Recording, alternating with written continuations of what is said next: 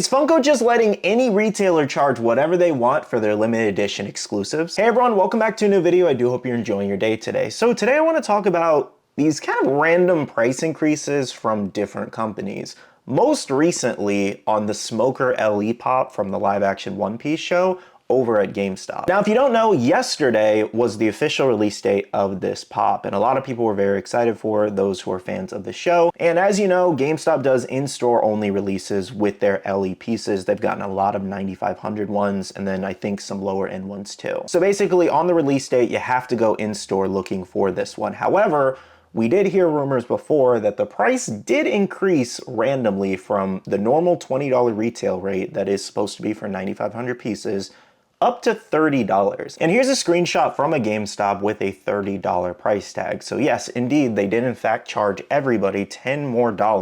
They didn't include an extra protector like Funko would do to kind of increase that price. They just kind of randomly increased that. Now, something else I found interesting was the fact that Dish Trackers actually posted GameStop will be adjusting Funko pricing next week. Very likely it's a price increase. Funko Pops will have a slight price change next week. Now, I think people have noticed by now in the past that sometimes GameStop exclusives have actually been higher than the regular like common rate.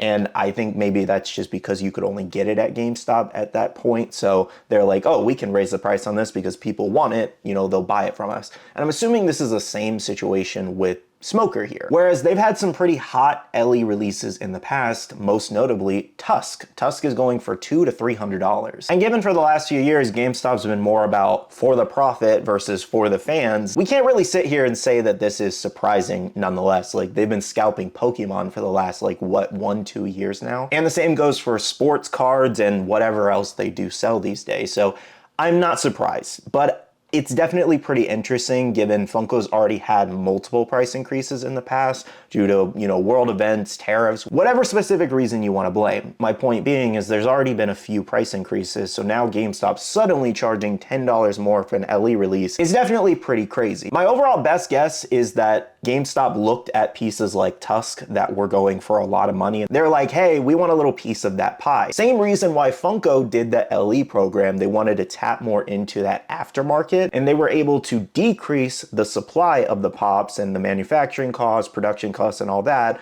while still charging more for it and making up that difference. That was the whole purpose of the LE program, to bring you more limited pieces, but they were still making a good amount of money on the pop too, without having to print tens of thousands of them and getting stuck with them potentially. So that does bring us back to my earlier question at the beginning of the video. Is Funko just allowing retailers to charge whatever they want?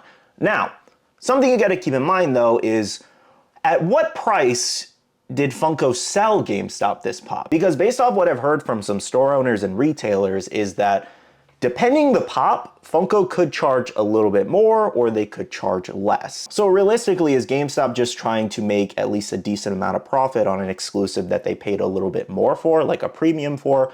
I'm not entirely sure. So that's not something I want to completely rule out, but if you look at GameStop's track record, unfortunately, with the scalping of the cards the last few years, I mean, it looks more like they're just trying to make extra money off something hot that they know people want. Hey guys, so it's actually the next day and I wanted to add in some new information that was posted and found here. So sharing over from Dish Trackers, apparently all future LE Pops will be starting at $30 at GameStop, and they have at least 3 more dropping this year. That means you will have to pay $10 additionally for each of those exclusives. So, I mean, given that that price increase is just now going forward in effect, it kind of just proves that, yeah, these retailers are just doing whatever they want. Granted, they are paying Funko for the exclusive, so I guess technically it's their product at that point. They're able to do and price it however they want, like it would be with a small-time comic shop, for example. You're gonna walk in there, you're gonna see higher prices than retail. It doesn't mean you have to necessarily spend your money there,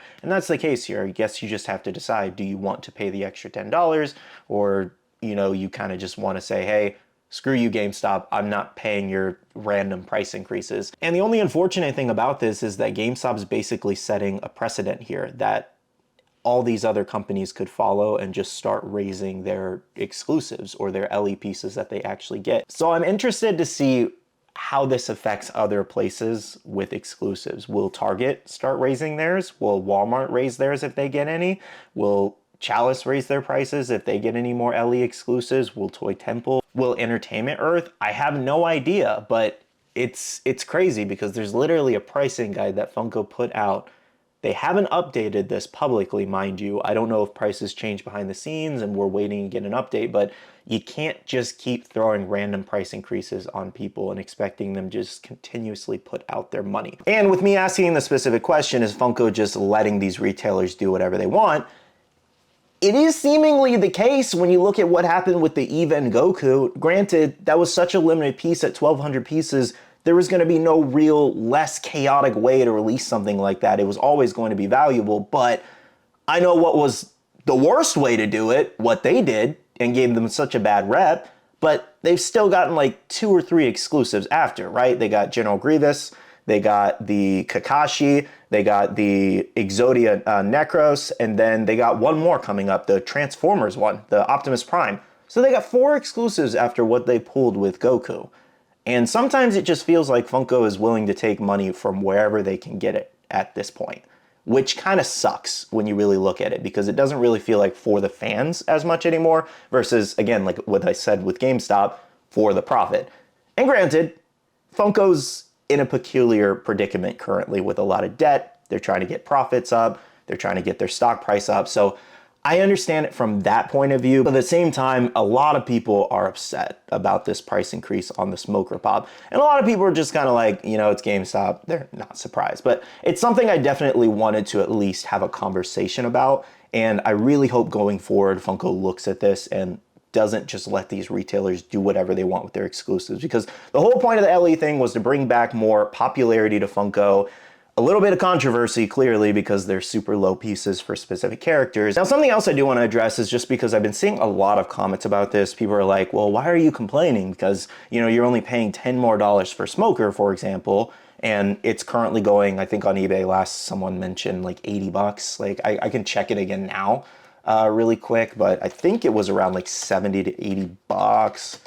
Let's see, Smoker 9500. Oh, it's around $60 now. So like people are like, oh, well, you're just gonna have to pay scalper prices anyways if you can't find it. Like it's literally, I'll take a screenshot for you guys. You can find it for 55, 60 bucks currently. Like, I mean, it's basically double retail what it's going for. But my point there is that people are like, oh, you're only paying $10 more versus paying $70, $80, what it was originally going for initially on eBay. And granted, yes, okay, it's always great to pay half price, but when does it stop exactly? When do you price out regular customers to where they don't even want to buy any pops from you at all? And again, like I showed you Disc Tracker's post earlier, where some price increases are potentially coming to GameStop on Funko.